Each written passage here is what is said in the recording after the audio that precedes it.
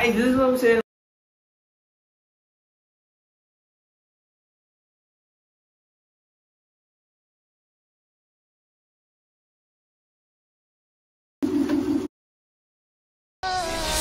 நம்ம கம்ப்ரஸர் வந்து ஒரு சின்ன செட்டப்ல எல்லாம் செட் பண்ணியிருக்கோம். Hey guys, this is Mohammed Suhail. இப்போ நம்ம முன்னாடி இருக்கிறது என்னன்னு பார்த்தீங்கன்னா காரோட ஏசி கம்ப்ரஸர். பேசிக்காக இதோட பார்ட்ஸ் என்னன்னு பார்த்தோம்னா கம்ப்ரஸர் புள்ளி.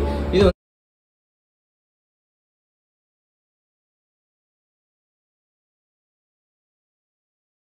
நம்ம சேனல்ல இன்னைக்கு என்ன பார்க்க போறோம் அப்படின்னு பார்த்தீங்கன்னா ஸ்ப்ரே கேன். எதுக்கு இந்த ஸ்ப்ரே கேன் அப்படின்னு கேட்டீங்கன்னா நம்ம ரெனோவேஷன் பண்ணிட்டு இருக்க வண்டிக்கு வந்து ஸ்ப்ரே பெயிண்ட் அடிக்கிறதுக்கு காசு கேட்குறாங்க அப்படின்னு சொல்லிட்டு நம்மளே ஒரு ஸ்ப்ரே பெயிண்ட் அடிச்சிடலாம் அப்படின்னு சொல்லி ஸ்ப்ரே கேன் மட்டும் ஃபாஸ்ட்டாக வேண்டேன்.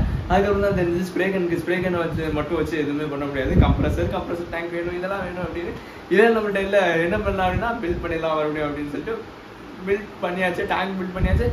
பட் அந்த டேங்க்ல காற்று அடிக்கிறதுக்கு ஒரு கம்ப்ரஸர் வேணும் இல்லையா? கம்ப்ரஸர் நம்மகிட்ட இல்லை, என்ன பண்ணுறது?